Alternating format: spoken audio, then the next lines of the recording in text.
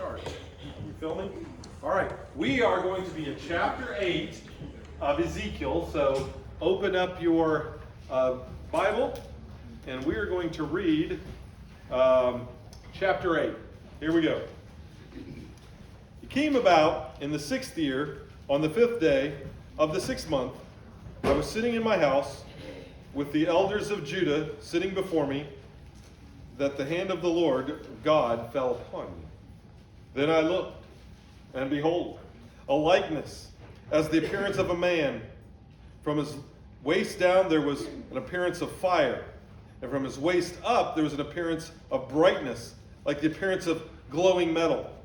He stretched out the form of a hand and caught me by the lock of my head. That means his hair. And the Spirit lifted me up between earth and heaven and brought me in the vision of God to Jerusalem, to the entrance to the north gate of the inner court, where the seat of the idol of jealousy, which provokes to jealousy, was located. And behold, the glory of God of Israel was there, like the appearance I saw on the plain. Then he said to me, Son of man, raise your eyes now towards the north. So I raised my eyes towards the north, and behold, to the north of the altar gate was an idol of jealousy at the entrance. And he said to me, Son of man, do you see what they're doing? The great abominations which the house of Israel committing here? So that I would be far from my sanctuary, but yet you will see a greater abomination. Then he brought me to the entrance of the court, and I looked, and behold, a hole in the wall. And he said to me, Son of man, dig through the wall. So I dug through the wall, and behold, an entrance. And he said to me, Go and see the wicked abominations they're committing here. So I entered, and I looked, and behold, every form of creeping thing and beast and detestable things of all the idols of the house of Israel were carved on the wall all around. Standing in front of them were the 70 elders of the house of Israel, and Jezaniah the son of Shaphan standing among them, each man with a censer in his hand and a fragrance in the cloud of incense rising. And then he said to me, Son of man, do you see what the elders of the house of Israel are committing in the dark? Each man in the room with his carved images. For they say, The Lord does not see us. The Lord has forsaken the land. And he said to me, Yet you will see still greater abominations which these are committing. Then he brought me to the entrance of the gate of the Lord's house, which was towards the north, and behold, women were sitting, weeping for Tammuz. He said to me, Do you see this, son of man? You will see greater abominations than these. And then he brought me to the inner court of the Lord's house. And behold, at the entrance to the temple of the Lord, between the porch and the altar, were about 25 men with their backs to the temple of the Lord and their faces to the east. They're prostrating themselves eastward towards the sun. He said, Do you see this, son of man? Is it too light a thing for the house of Israel to commit the abominations which they have committed here? That they have filled the land with violence and provoked me repeatedly? For behold, they are putting the twig to their nose. Therefore, I will deal in wrath. My eye will have no pity, nor will I spare. Though they cry in my ears with a loud voice, I will not listen to them. All right, chapter 8. Now, you guys haven't been listening fast enough, so we need to speed it up a little bit here, so let's see if we can get through chapter 8, 9, and 10. I would like that. Here we go. Jerusalem was put on trial. When was it? Okay, we're going to do our when, what, where, how, why method here for this chapter. It was the 6th year, 6th month, 5th day. And where was he? He was in his house, and he was with the elders of Judah. Now, by that, he doesn't mean the elders of Judah that were back in Jerusalem, who he's going to see in the vision in a minute. He's talking about the elders of Judah who were in captivity. So who were the elders? The oldest male members of the clans. Okay, so in the Bible we call them tribes. There's 12 tribes of Israel, right? So it was the leaders of the tribes. So he was with the leaders of the people, the oldest living male members of the tribes of Israel. And that's who he was with. Now, while he's sitting there with these guys, he's going to go have a vision, and then he's going to come back and tell the vision to these guys. And what he's going to do is he's going to see what's going on and the sins of Jerusalem to relate this back to the elders of Judea. Because he wants the people of Judah who are in captivity, when they hear about the destruction of all their family and friends in Jerusalem and the temple, to understand why God did it. So they don't know what's going on. Some of what's happening is hidden because the elite leaders of the country are doing some of it in secret. And some of it has gotten worse since they left, since 5 years ago when they were taken out. You know, things can get worse in half a decade. And things have taken a turn for the worse, morally speaking and religiously speaking, back in Jerusalem. And so he's going to relate that to these people. So he's going to go up in a vision. Now, does he actually go to Jerusalem? No. He didn't actually go to Jerusalem. The Bible says it's caught between heaven and earth. So it's like he's taken there in his eye, he can see it. And I don't know how exactly God did that or what that exactly means. But I kind of picture it like, you remember A Christmas Story, the Dickens, you know, where he takes Ebenezer Scrooge back to Christmas past and Christmas present, Christmas future. That's kind of the way they couldn't see him in the vision, but he could see them. And so this is a not Christmas past, present, or future, but it's Jerusalem present. But he's hundreds of miles away in Babylon in his residence with the elders of Judah, and all of a sudden he has a vision. And in this vision, God's going to take him on a trip. And he's going to see some different places. Okay? So, the vision, God appears in fiery brightness, right? He's like glowing. Now, this is the same depiction of the glory of God, which sat on the blue throne that we learned about, right? Back in chapter 1. Remember God on his throne above the cherubim? Now he's pictured, same guy, the judge of Israel, is now comes to him in a vision. So God is coming to him in this vision. And how? He has a vision of the city. Where does he take him? The place. The north gate. So first place he goes on his little trip to Jerusalem is he visits the north gate. So, temple complex, you had the actual temple building. In it was the most holy place and the holy place.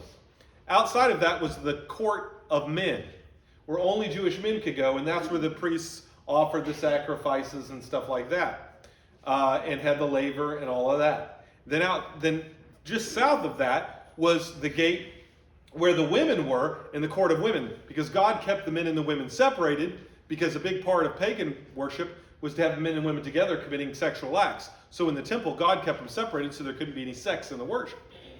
And so that's where the women are. And then there was the outer court where the Gentiles would go. Well, the north gate into the temple complex, which would have been that court of Gentiles, okay? At the north gate, Ahaz, I think it was, set up this this idol like the Samaritans had. And he set up this idol to this god. And it made God jealous. Okay? If one of you women went and found your husband's wallet and he had a picture of his ex-girlfriend in it from high school, you might be a little jealous. If he put a picture of his ex-girlfriend up over the mantle in your fireplace in your living room, if he put a picture of her up in your bedroom, okay, now we're just getting weird.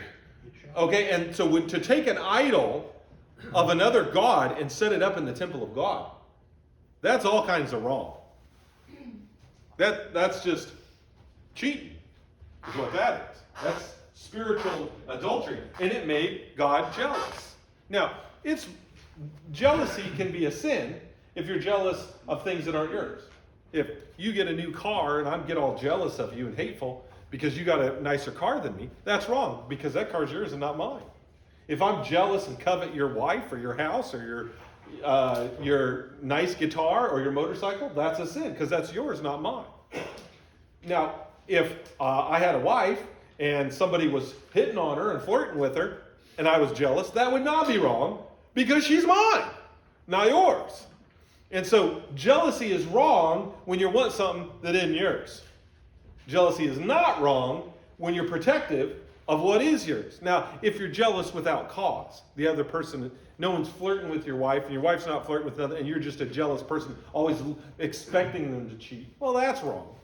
But if your spouse is sleeping with somebody else and you feel jealousy, there's no sin in that. In fact, if you don't feel jealous, there's sin in that. You should, and God is a jealous God. When we cheat on him with the devil, that hurts him. Rightly so. And so God doesn't even call this idol by its name. He calls it the idol of jealousy. He gives it this name because it makes him jealous. And that's part of why he's going to destroy the city. And why, now let me back up again. Remember, the big belief was the people who were blessed were the ones who got to stay back in Jerusalem and with the temple, and the ones who were cursed were the ones who were taken off to captivity. And a big part of Ezekiel is showing that's the opposite of that's true.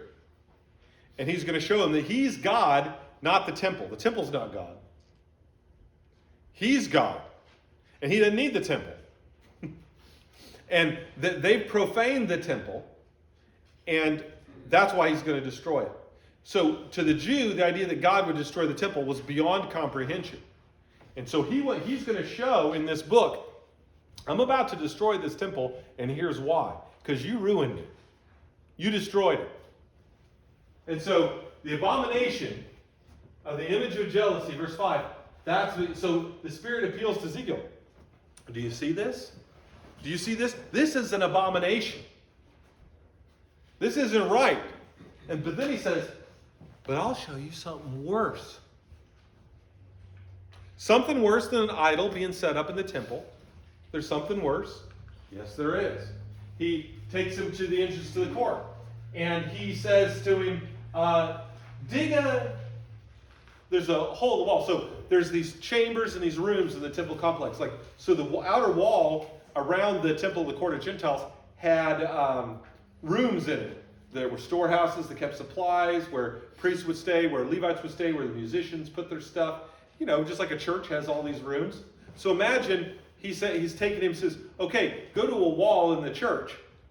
Okay, now see that little hole there? Dig down through there. And he digs through and there's a door. Because they had made some sort of hidden rooms and chambers underneath the temple. Some sort of subterranean room where they committed their secret rites to their foreign gods. So the men of Israel, so he goes and he looks, and who's there? Who's in there? Well, it's the elders. The leaders of the nation are all there. The elite. See, they were part of some sort of secretive society where they went down and they worshipped, without admitting it to the public, they worshipped all these images. And it says creeping things and animals. And then it says detestable images were carved on the wall. Well, that would have been phallic symbols. So male genitalia carved in the wall as their gods that they're worshiping. In the temple. And then it says there, this particular guy was there. The son of Shaphan, Jezreel or whatever his name was. And we'll talk more about that in a minute. But basically he's saying to him, look, here's the elite leaders of our country, the respected leaders of our country. And what are they doing? They're all got censers and are offering up incense to foreign gods in a secret meeting in secret rooms of the temple. Man, that's bad, isn't it? When the leaders of your country are part of a secret cult and worship the devil and evil and false gods in secret, using the ancient rites of foreign gods as symbols of secret things in their secret society that they're a part of? Yeah, that's pretty evil. Well, there's going to be something worse. Worse? Yeah. And so then he takes him to the entrance to the north gate, and there the women are weeping for Tammuz. And we'll talk more about this Tammuz and who he was, but he's basically a foreign fertility god. And they're worshiping him. And that involved sex and worship of phallic symbols and all kinds of deplorable evil things I won't describe. And that's what the women do, where they were weeping. And they were taking part in a springtime fertility process where they wanted to bring this god and the female goddess back from the dead and worship them so that they could have fertility. Women, particularly interested in fertility, were praying to this god. And they were crying for him, weeping for him, and he says, that's pretty bad. Well, think that's bad? Oh, well, it gets worse. He takes them into the inner court. Okay, now we're in where the altar is, and the laver, and the entrance into the actual temple. Okay? Where the sacrifices are offered by the priests. And we get in there, and there's 25 men. Now, there were 24 priestly divisions. And there would have been 24 leaders of the priestly divisions, plus the high priest. That equals 25. So the leaders of the priestly divisions and the high priest were all in the temple, back to the temple, facing the east to the rising sun, bowing down and worshiping the sun. Not facing the temple, the Ark of the Covenant, where the glory of God was, where the Shekinah glory was, not facing the temple, not praying towards the temple or worshiping towards the temple, which the Jews always did. Even in foreign countries, they would figure out which way the temple of God was and pray towards it. No, they were worshiping the sun at a sunrise service, watching the sun come up and praying to the sun as it rose, which was part of the rites and worship of Ishtar, who was Tammuz's wife. So these are things that happen in the springtime fertility rites of these pagan religions. So the weeping for Tammuz and sunrise services, the worship of Ishtar, the female goddess of fertility, and her husband Tammuz, those things go together. God says that's worse. Then he just keeps getting worse and worse and worse. The priest, and he asks, is this a trivial thing? You got idols. You got the leaders in secret worship to pagan deities in secret societies. You've got women participating in sexual fertility rites, and you've got the men worshiping the sun that are priests. So now remember, Ezekiel's going to have to go back and tell all this to their relatives who are in captivity. And those priests who were doing that, they were Ezekiel's relatives. And one of the things we're going to find out about Ezekiel is he sees stuff in visions that he has to tell the people, and he names names. And that's not popular when you name names. But he named names. So, is it a trivial thing? God makes a promise here, and he says, some translations call it a threat, but I don't call it a threat because God doesn't make threats, he just makes promises. Because there's not threats he doesn't follow through on. His eye will not spare and his ear will not hear their cries, verse 18. These people are doomed. The axe hasn't fallen yet, but it's gonna. And it's going to happen.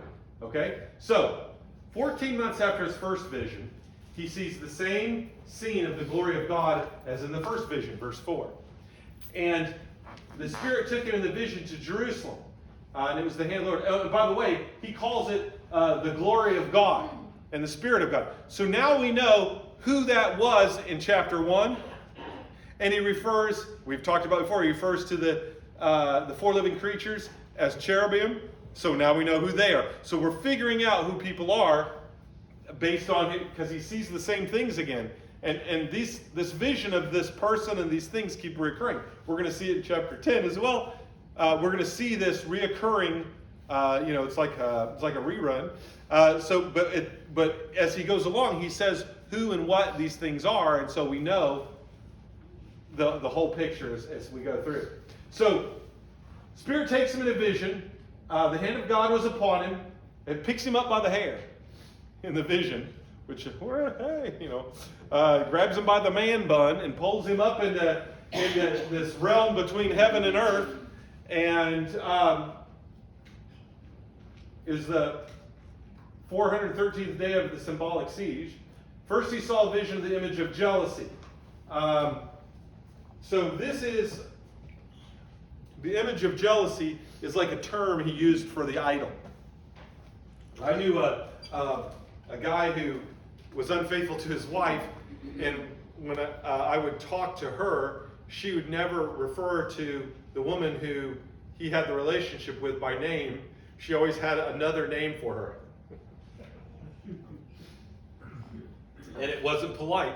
And so that was the name of jealousy. And so God, unwilling to speak the name of this, wouldn't even dignify this with a name. And that was a Jewish practice. So, for example, when you start reading the Proverbs of Jesus, and you'll hear the Pharisees use the term sometimes, and you'll hear Jesus use the term sometimes, they won't refer to somebody by their name, but as an insult or out of disrespect, they'll say, that fellow. Like, you remember the story of the Good Samaritan? And Jesus says, which one of these was a neighbor to him? And he says, I suppose the fellow who showed him mercy. He wouldn't even say the Samaritan. He hated Samaritans so much, he couldn't bring himself to say, well, the Samaritan was the one who was the neighbor. So he said, well, that fellow. And when people don't use their name, it's because they don't respect or they're trying to insult him. When they refer to Jesus as the Nazarene, they were insulting him. Okay? So when God won't say the name of the God, he calls it the image of jealousy, he's insulting the God, is what I'm saying. So, the idol of jealousy. This was in the north. The judgment will come from the north. No one could approach God at that time because you had to come in through the north gate. No one could approach God without walking by idols. Now, their physical reality is an analogy of our spiritual reality. How horrible would it be if we couldn't come to Christ and come to church without having to be involved in some sort of pagan practice? How bad it would be if all churches that claim to be Christian all over the world had allowed pagan practices to come in to what we do and infiltrated us. And what if there were idols in our church buildings or pagan practices? A good guy couldn't even go worship God without having to walk past a detestable idol. The whole thing was an abomination. It was detestable. It had been corrupted. It's like somebody put, sugar in the gas can. Somebody, mixed poison in the food. You couldn't get the good out of it because the bad was all infiltrated through it. God is being driven or literally removed far away from the temple. Now it said there he's taken far away, but it has the idea there that he is being driven away. They're driving away, if a woman's cheating on her husband, or let's flip it. Let's say a man's cheating on his wife. And she's like, if you don't stop cheating and be faithful, I'm going to have to leave. You keep pushing me away. Now, did she want to leave? Was it her house? Did she want to stay? But she couldn't because his actions were pushing her away. And then you can say the flip side for a man or a woman. You're driving me away because you won't stop being unfaithful. And that's what God's saying. I can't stay in this relationship. Paul asks about a person who's sleeping with a prostitute. Can God be one with a prostitute? If God's one with you when you're a Christian, and then you go sleep with a prostitute, can God be a part of that? Or if you worship idols, can the Spirit of God stay in you while you're worshiping an idol? No, is the answer to that question. There's some sins that are so grievous, such an abomination, God can't continue to live in you while you continue to participate in that behavior. There's sins unto death that drive the Spirit of God out of the temple of your heart. Now the temple of God is us, right? And there's certain sins that will drive God out of our life. And there's certain things we just can't be partakers in because the Holy Spirit will be like, nah, I'm out of here. And that's the very thing that we're taught in the first 3 chapters of Revelation when the Holy Spirit gives its message to the churches. What the Spirit says to the churches is some of the churches, if you don't repent, I'm going to remove my candlestick. And the candlestick represents the Spirit of God in the church. And this church or any other church can become so profane, so vile, so against God, so against His teaching, that the Holy Spirit's like, yeah, I'm gone. And He leaves. And that's what God is saying. I am being driven out of Jerusalem because I can't stay and be a part of this evil relationship because of the things you're participating in. I can't do that. I can't be a part of that. When Ezekiel digs a hole in the wall, he sees a door and is introduced to a secret society, worship all kinds of images, objects of animal worship. The 70 elders are involved in this wickedness. The 70 represent Israel's leadership. Even Jezaniah, son of Shaphan, was involved. And I know what you're thinking yourself. So what? Who's Jezaniah, son of Shaphan? Well, let me read to you from Horace Wolf's commentary. Son of Azaliah, who is Shaphan? That's what we're asking. Son of Azaliah, the scribe of King Josiah. He received from Hilkiah the book of the law, which had been found in the temple. 2 Kings 22:3-2, and Chronicles 34:8-28. It was from Shaphan's own lips that Josiah heard the law read. Shaphan was also one of those sent by the king to the prophetess Huldah in 2 Kings 22, 2 Chronicles 34. He was undoubtedly one of the staunchest supporters of Josiah's work of reform. He was a great man, a man of faith. He had been part of restoring the obedience to the law, of reading the law to the people. He read it to the king. They found the law, him and his dad, and he read it as the scribe, he read it to the king. And he was a part of enacting the reforms and removing idols and removing high places and cleansing the temple and restarting the Passover. He had been a part of a great revival. Shaphan was an awesome guy.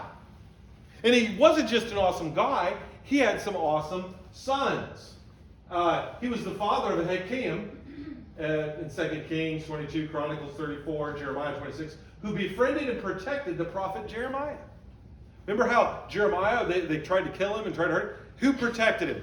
Shaphan's son. That's who, Shaphan was his son was protecting Jeremiah. And another son, Eliash, was one of the men entrusted by Jeremiah with his letter to the captives in Babylon, Jeremiah 29:3. So remember when Jeremiah wrote that letter to predict the destruction of Babylon, and the guys took it, read it to the Jewish people in Babylon, and then threw it in the Tigris River, tied a rock to it, threw it in the Tigris River. And ironically, years later, as out of the bed of the Tigris River that had been drained, that the enemy army came and took Babylon. So he pronounces their judgment, says that the enemy army is going to come over them like a flood and throws it in the river, and then they dry out that riverbed by diverting the river, marched in through the hole where the river went, and flooded the city with enemy soldiers, just like Jeremiah had predicted. The guy who threw that in the water, who Jeremiah trusted, was a son of Shaphan. This was a good, godly man. His dad was godly. He was godly. His sons were godly.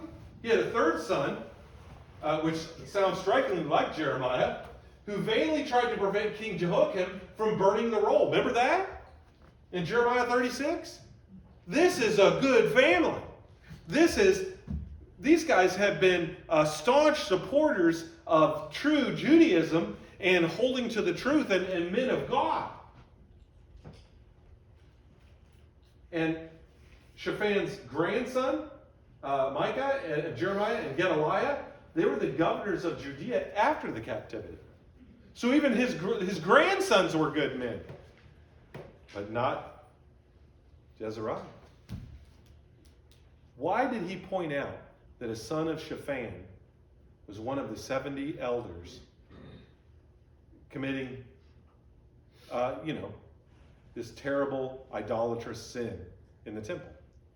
He was saying, it's so bad, even one of Shaphan's sons has become an idolater and is part of this secret society where the leaders of the country are acting like they worship the one true God, but in reality, they're involved in all this paganism. Even a son of Shaphan is in on it. That's how bad it is. It would, it'd be like, I don't know what to compare it to.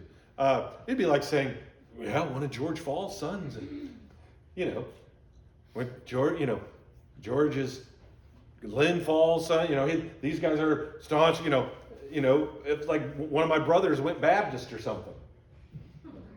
It'd be like that, or, that's how radical it is. He's saying it's so bad, even the son of Shaphan is involved in it.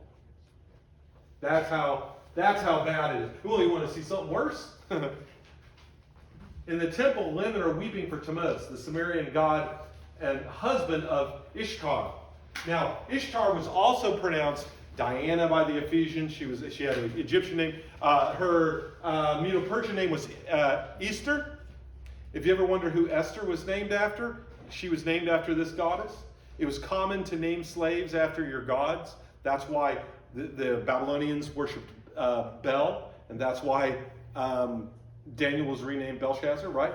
Because he was being named after this foreign god. And Esther's name was actually Hadassah. That was her Hebrew name. And when she went through the Miss Medo-Persia contest and won, they changed her name to Esther. And it sounds like Easter. There's a reason. Ishtar, also called Asherah by the Canaanite people, who had a male counterpart named Baal. And so Tammuz is a Babylonian name for Baal. And they, because it's a made-up religion, there's all kinds of different stories. It's kind of like if you read one Marvel comic, the original Spider-Man, it'll have one storyline, and then that'll wear off, and they'll come back and they'll reboot it, and they'll have another storytelling of it, and it'll be a little different. And then when they make the movies are even a little different than the cartoons, and so they call they call it multiple universes. So you have the Marvel movie universe, blah blah blah blah blah, and they retell the same story and maybe change a few details to make it better. Well, they would do that same thing with these pagan religions. So some of the initial versions of this story was Ishtar gets killed and goes to Hades in the afterworld, in the underworld, and Tammuz doesn't mourn for her enough, so when she comes back to life, she kills him and he dies. Well, then the other one is, the one that became more popular, was that she dies and he wants to save her and bring her back, so he kills himself and goes into the underworld to find her and bring her back because they were lovers. And the reason that her death was so important is because she's the goddess of fertility. So when she died, all women, all animals, all plants stopped reproducing.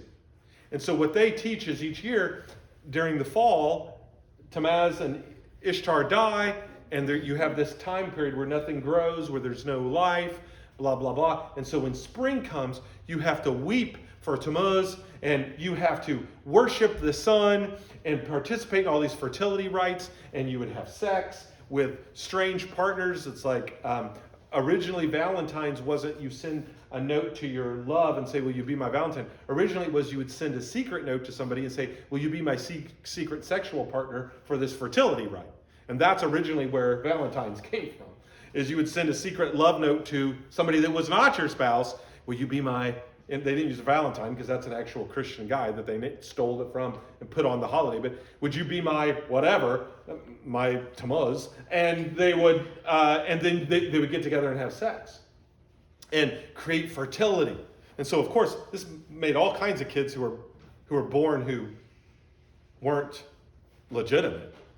And it was just terrible. It was horrible. It spread disease everywhere. You can imagine the problems that were caused by this. But this is part of their worship was sexual improprieties, and it was the worship of this goddess of fertility and her husband. He's like the God of love. Okay?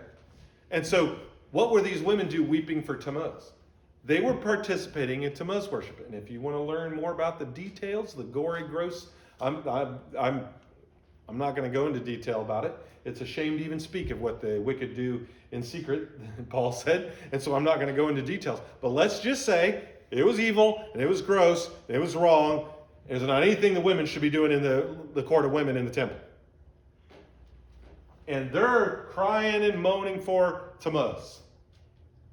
Meanwhile, the men, the priests, are in there worshiping the rising sun, turning towards the east. A pagan sunrise service for Ishtar. You ever wonder why they have sunrise services on Easter? That's because pagans would worship the sun and worship Ishtar, Easter, Asherah, Diana, whatever you want to call her. They would worship her, and they would worship the sun as it rose. And they do that every year on Easter. And Easter, 3 out of 4 years of the year, will fall on the same day that Jesus rose from the dead. The holiday happens to coincide. And so when the Catholics took over Europe and other places, they adopted their holidays and gave them new meaning. They baptized their pagan holidays and gave them Christian meaning. So that's how the name Easter got slapped on the resurrection of Jesus. It's why I refer to that day as Resurrection Sunday, not as Easter. Because in the Old Testament, God said about the goddess Asherah, don't even say her name. And so it's ironic, in the Old Testament, he tells the Israelites, don't even say her name. And then that's the name that gets slapped on the resurrection of his son for a holiday. And this goddess of fertility, her symbols were things of fertility. The bull, okay? The sunrise, because it's spring, the sun's coming up and the sun's coming back out. It's caused the egg, for obvious reasons, an egg represents fertility, and rabbits. Because I don't need to explain to you why rabbits are a symbol of fertility, because they reproduce like rabbits. So you're just like, well, where did the Easter egg and the rabbit come from? Pagan fertility rites to a pagan goddess, and we've thrown that into church. And maybe I'm being legalistic. Maybe I'm being crazy. But when I was at my second ministry, they wanted to have a sunrise service, and I said, I'm not going to. If you guys have a sunrise service, have fun. I'm not coming. I'm not preaching it. I'm not talking at it. I'm not going to it. I'm not attending it. Because I don't do for God what the pagan. That really made God mad when they bowed to the sun and faced the east. And that is, God said in Joshua's day, he told the Israelites, and he told Moses, don't do for me what the pagans do for the God. The way they worship their gods, do not worship me that way. How would you ladies feel if your husband used to date this girl and they got real serious and they used to always go to this one particular restaurant? Let's say that they went on their first date to, I don't know, pick a restaurant, Olive Garden. And they always liked Olive Garden. Every year on their anniversary, they go to Olive Garden. And then they got so serious, he gave her an engagement ring, and it had emeralds in it because she loves emeralds. And so he got her an emerald engagement ring. And they got engaged. Well, then she broke it off. And he really liked her, and he was brokenhearted, and he cried. And then he meets you. And you start dating. And he said, and one day he said, I was wondering, I know you're a blonde, but would you dye your hair brown? I just wondered what it looked like brown. Now, that was the color of his ex-girlfriend's hair. And then you dye your hair, and he goes, now, would you cut it shoulder length? Because that's how her hair used to look. And he goes, oh, you look just like her now. And he goes, you're like who? Oh, my ex-girlfriend. Would you marry me? And he pulls out the ring that she gave back to him. And he does this. He says, hey, let's go out and celebrate our anniversary at the Olive Garden. Olive Garden in our restaurant, isn't that where you always used to take your girlfriend? No, you wouldn't want all those things he did for her done for you. You would be hurt. You would be heartbroken. You'd say, take your ring and, move along. Go have your hot, fresh breadsticks at Olive Garden by yourself. But I'm not going to. You wouldn't want that. Why would God want you to do pagan things to worship him? Isn't that what Isn't that what they did that made God so mad? When they created a golden calf and said, remember in the wilderness at the base of the mountain, they created a golden calf and said, here's the God that brought you. They tried to do for Yahweh what they did for gods in Egypt. And God got pretty upset about that. Thousands of people died because God said, kill them. And God wipes out an entire city and his temple because these people had paganized it. They were doing for God pagan things and allowing pagan things to go down. And that's why I just can't be a part of using pagan practices to worship God. And when I find out something, well, this is a pagan origin, me personally, I just don't do it anymore. I don't get legalistic about it or judge others. You got to stand before God yourself. But as for me and my house, it's not happening. There's no Easter egg hunts at the Faull house because I'm just not going to be a part of that. There's no Easter bunnies. There's no Satan claws. None of that. My kids were the ones who ruined it for everybody else's kids. Tell them, well, that's not true. There's no Santa. Because I'd refuse to lie to my children. I just refuse to lie to my children. I don't think it's funny to lie to my children. I don't think it's cute. And I don't think it builds trust between me and the child. If you read Lee Strobel's work about how he became an atheist and then went from atheist back to a Christian, the way he lost his faith when he was a kid is he realized Santa wasn't true. And he reasoned in his mind, if Santa isn't true, Jesus isn't true either. And he's not the only one who loses faith because his parents lied to him. They lied to me about Santa and they're lying to me about Jesus. And I'm not going to do that. I'm just not going to participate in that stuff. I don't need Santa. I don't need the Easter Bunny or any other made up junk. I need the truth. And that's all my kids need. And I don't want to be a part of things that are pagan in origin. And if somebody says to me, Happy Easter, I don't get mad at them or offended or rebuke them. But I don't say it.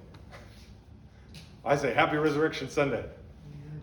Because actually, technically, we're supposed to be celebrating it every Sunday. That's what communion's about. Technically. So they were worshiping the sun. And it's not a light thing for Israel to disobey God. And whether or not it's okay for us to utilize pagan practices in our worship of God, it was definitely wrong for them. It was forbidden by the law, and God was upset. And doomsday is coming due to their mixing of religions. Their ecumenical attitude was going to get them killed. They were all going to die. The entire city is going to be wiped out because they mixed religions. It's like they were driving into Jerusalem and their chariot, the back of it had a coexist bumper sticker. It's all the same paths to the same place. No, it's not. It is true, all other religions are the same path to the same place, hell. But only Christianity is a path to heaven and to God. Everything else is a path to hell. But Jesus said, I am the way, I am the truth, and I am the life, and no one comes to the Father except by me. Christianity is an exclusive religion, and you have to worship God. And when I look at these passages, I realize, hey, we need to be serious about worshiping God in a way that's holy and righteous. Okay? So what time we got here? Oh, I got 10 minutes. Let's read chapter 9 and get started on chapter 9. It's interesting up in here, guys. Then he cried out in my hearing with a loud voice, saying, Draw near, O executioner of the city, which is his destroying weapon in his hand. Okay, wait a second, what? So, God, the flaming one, right? Draw near, executioner.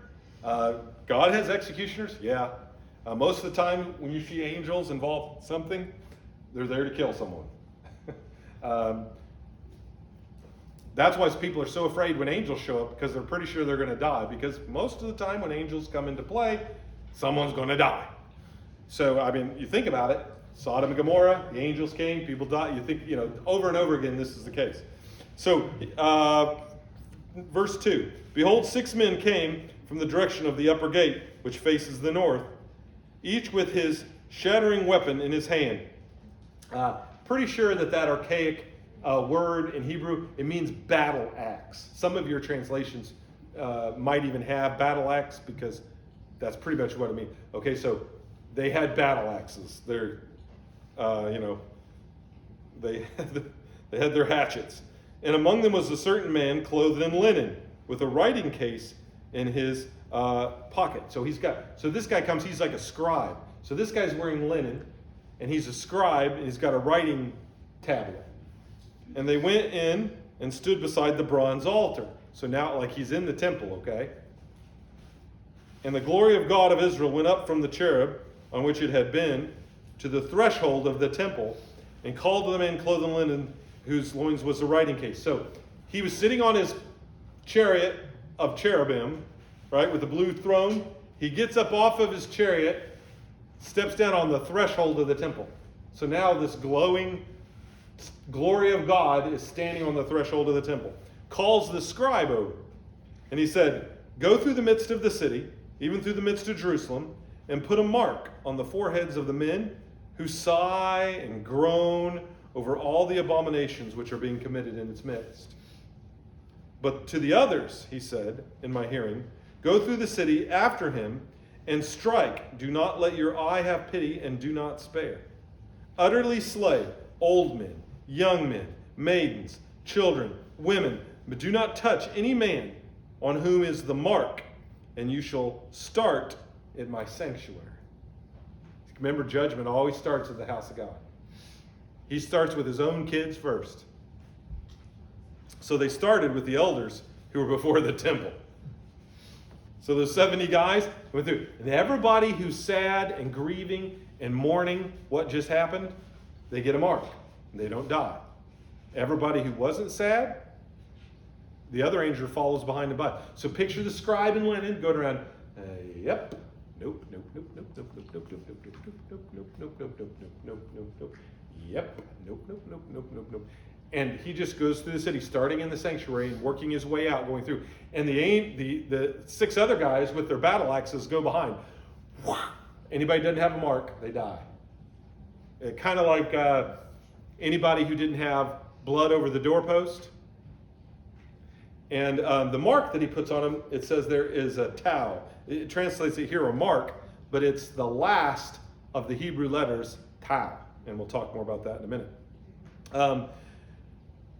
Utterly slay old men, young. Okay, I read all that. And he said to them, defile the temple, fill its courts with the slain, go out. Thus they went out and struck down the people of the city.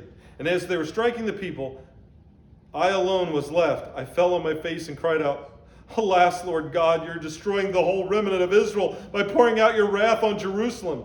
And he said to me, the iniquity of the house of Israel and Judah is very, very great.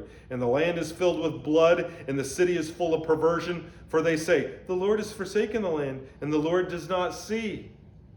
But as for me, my eye will no longer pity, nor will I spare, but I will bring their conduct upon their heads. And then behold, the man clothed in linen, whose loins were writing case, reported, said, I've done just as you have commanded me. A pretty heavy chapter. But I got a couple minutes to talk for a little bit more about it. Okay, so Ezekiel sees God's death squad. You got to understand, there are angels that bring good news and good tidings. Rarely. Most of the time, they're just angels of death. There to destroy. And to protect the righteous and to destroy the wicked. They are therefore ministering to us, ministering spirits, to serve those who are righteous. And so the command to mark out those who are mourning for Jerusalem's sins, verses 1 through 4. So they went and put this towel on all these foreheads. If they were grieving, kind of like Lot. Remember, the Bible says in the New Testament that Lot's righteous soul was vexed every day when he saw the godless things that the godless people were doing. Why is it that Lot was spared and led out of the city by the angels and saved from the destruction of Sodom and Gomorrah? because the angels differentiate between those who are mourning and vexed and sad. And if you can't watch the news about what's going on in your country and not be sick to your stomach, if you can watch Fox News and not want to cry, if you can watch what's going on with the morality in our country and the lies in our country and the death in our country, if you can watch news about girls being murdered by their boyfriends, or if you can watch news about what are being taught to our children, or the immorality that's being allowed and the perversion. This week I saw a thing, the first openly gay governor of Colorado marrying his lover. If you see that and you don't go, oh God, have mercy on us. Oh Lord, oh no. If you can see what's going on in Afghanistan with our leadership and the incompetence and the lies, if you can watch all that and not be heartbroken and if you can see the immorality and the evil and the wickedness in our country and not be heartbroken, if you can see how people are abortion and fighting abortion, these corporations, working to support abortion, if you can see that and not be crying out to God and not be mourning, and if you can see what's going on in our churches and how desperately messed up our churches are and how infiltrated with evil our churches are, if you can see what's going on in our churches and how commercialized and selfish and self-centered and weak our churches have become doctrinally, if that doesn't bother you, if you don't pray to God about that, if you don't ever want to cry about that, if that doesn't hurt you, something's wrong with you. Something's just wrong. And he went through and found everybody, because everybody saw that big idol at the north gate. People knew that there was some sort of secret thing going on where the leaders were. They knew the women were crying for Tammuz. They knew the priests were bowing down and worshiping the sun. They knew that in Jerusalem. And people who were seeing that and weren't crying out, oh God, have mercy on us. And they weren't crying about it, weren't sad about it, weren't brokenhearted about it. They didn't get the mark. It's the people who were brokenhearted about sin. And if this world if you can look at this world and not mourn and grieve, if you can see the downward trajectory of this country over the last 60 years and not be deeply grieved in your spirit about that, you aren't right with Jesus and you need to repent. If you can just go happily on your way and celebrate perversity and not care what's going on in your country and only care about yourself, and have a live and let live, then you don't have the Spirit of God in you. Because that's not the way the Spirit of God feels about it. And so go through, everybody who's got the right attitude, put a mark on them. Everybody, now, they couldn't see the mark, but there was a mark on them. And then he says, go behind and slay those without a mark. Now, this did not literally happen. This is a what? A vision. What is this predicting?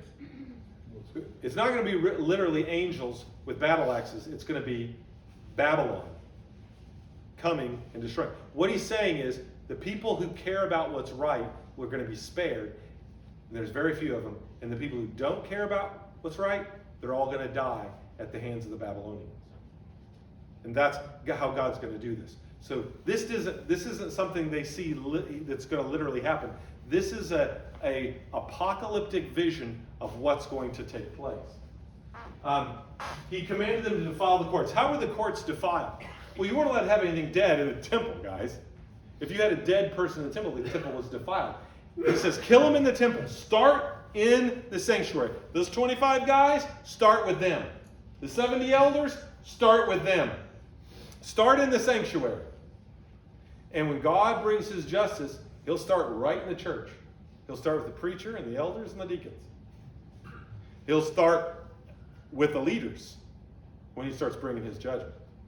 That's where he'll start. And he defiled the court.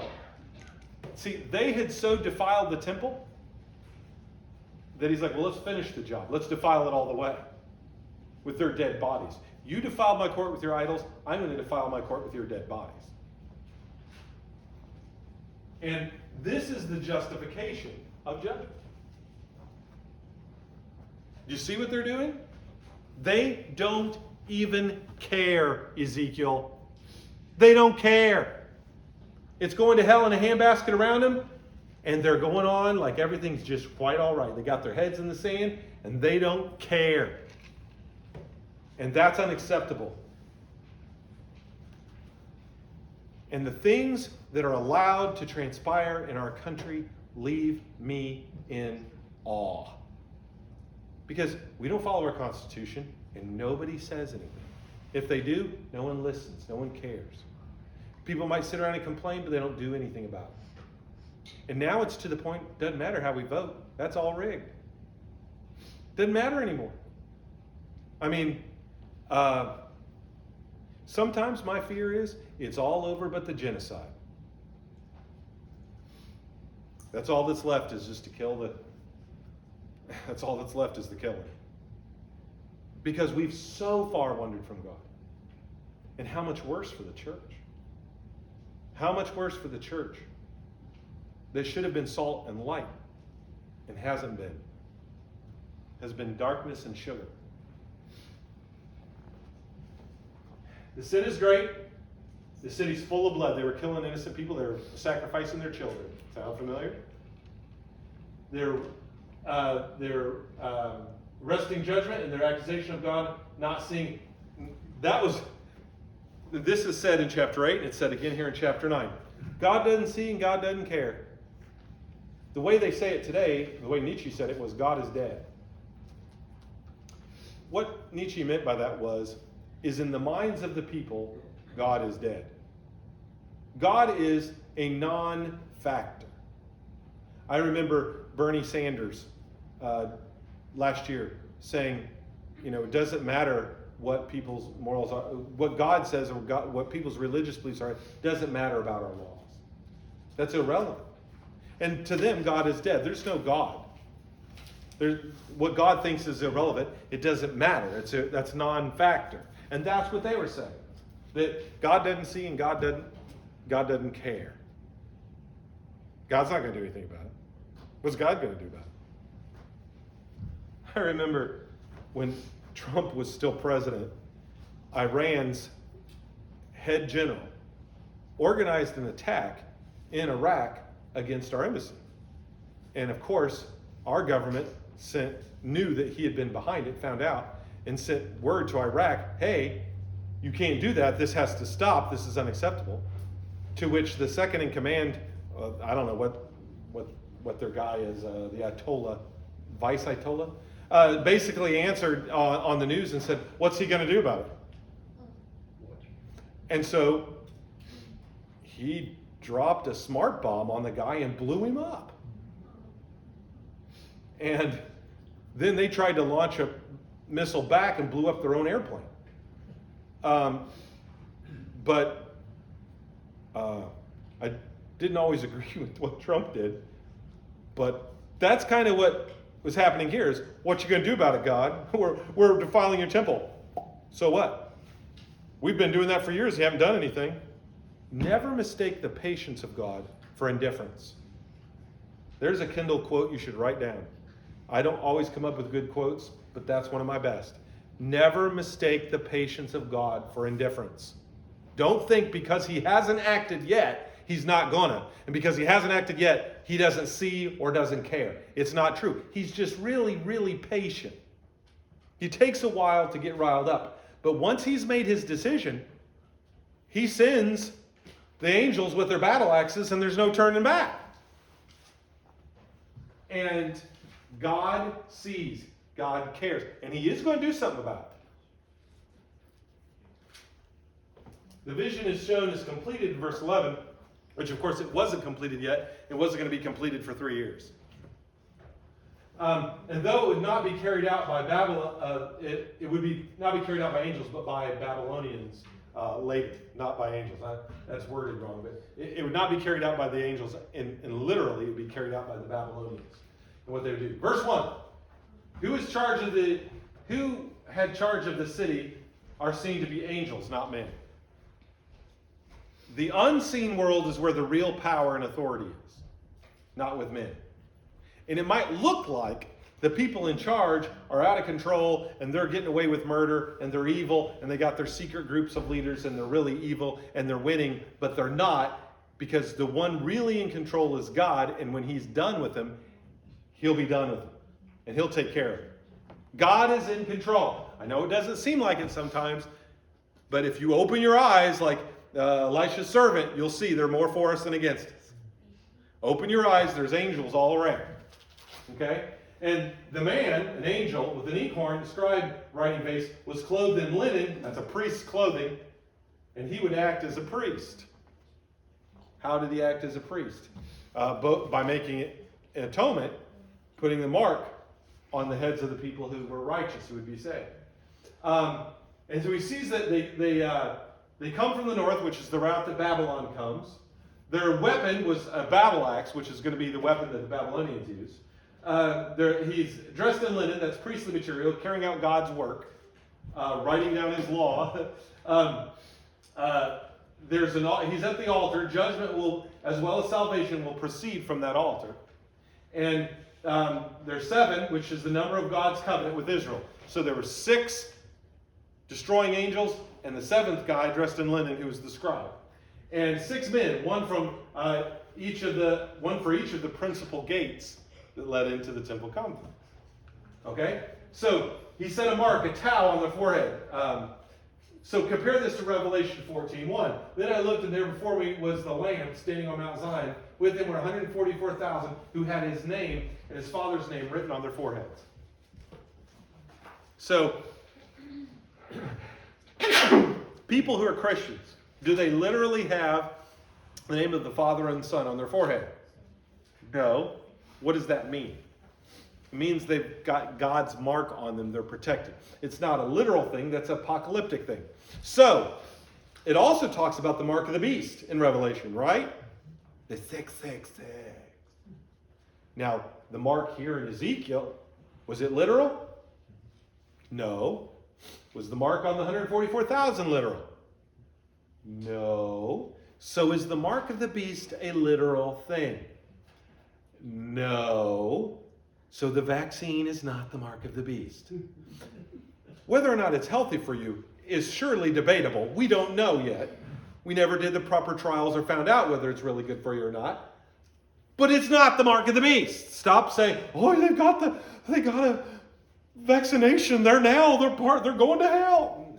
Cut it out. Okay? The mark of the beast is not Ronald Reagan, which adds up to 666. It's not the little barcodes on stuff. The barcode is 666.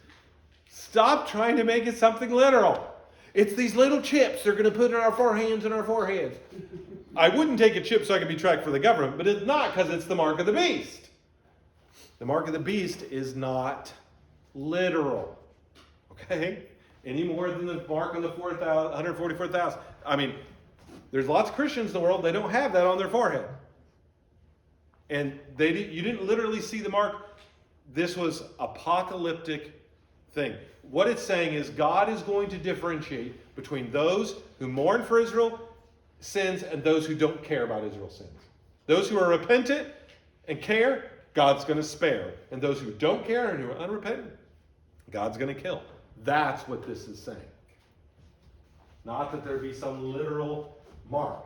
But he does say that the mark is a tau, which is the last of the Hebrew letters, and it's their version of T. Now, this is a modern Hebrew tau. This is a late Hebrew tau.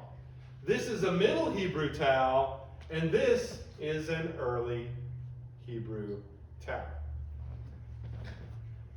You say, why is modern Hebrew and late Hebrew different than middle and early Hebrews by so much? Because during the Babylonian captivity, they adopted the Babylonians' Sumerian alphabet and applied it to Hebrew.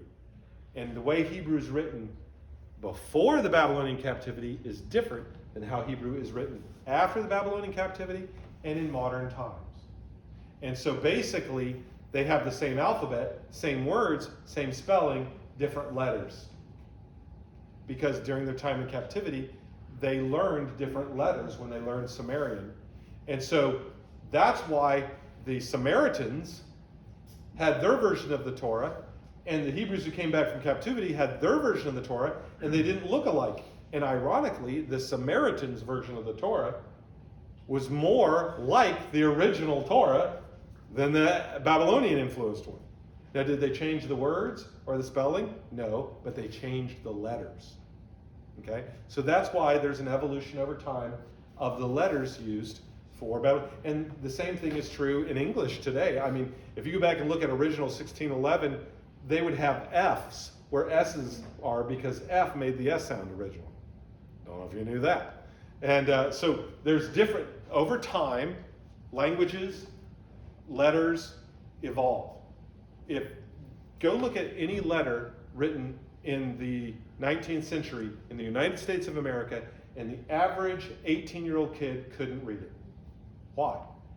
Tell me why. It's in cursive. And they stopped teaching, about 10 years ago, they stopped teaching cursive in the 4th grade. You know cursive, most of you. Your grandkids don't.